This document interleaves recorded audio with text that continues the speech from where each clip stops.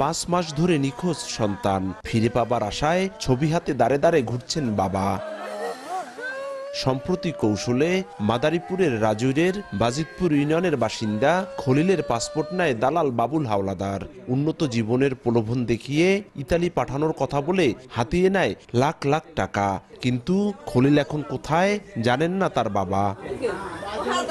একই ফাঁদে দিনমজুর সোহেল চকিদার সহ 14 যুবক। ভাগ্য পরিবর্তনের আশায় ইতালির উদ্দেশ্যে 1 বছর আগে বাড়ি ছাড়েন তারা। পরে তাদের লিবিয়ায় জিম্মি করে নির্যাতন চালিয়ে আদায় করা হয় মুক্তিপণের টাকা।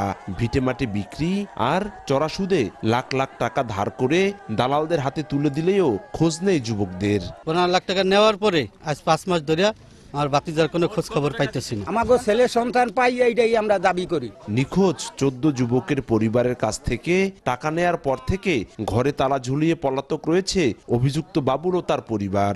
দালালি ব্যবসা করছে, লোক নেছে। এই যে টাকা পয়সা সবাই দিছে, আমি কিছুই জানি না। লিখিত অভিযোগ পেলে ব্যবস্থা নেয়ার আশ্বাস পুলিশের। 14 জনের পরিবারের পক্ষ থেকে কেউ আমাদের থানায় এখন পর্যন্ত কোনো অভিযোগ করেননি, এবং যদি অভিযোগ করেন অবশ্যই আমরা এ বিষয়ে আইনানুগ ব্যবস্থা নিব। স্বজনেরা জানান, ভুক্তভোগী প্রত্যেক পরিবারের কাছ থেকে 30 থেকে 40 লাখ টাকা করে নিয়েছে দালাল চক্র। সঞ্জয় কর্মকার, অভিজিৎ, সময় সংবাদ, মাদারীপুর।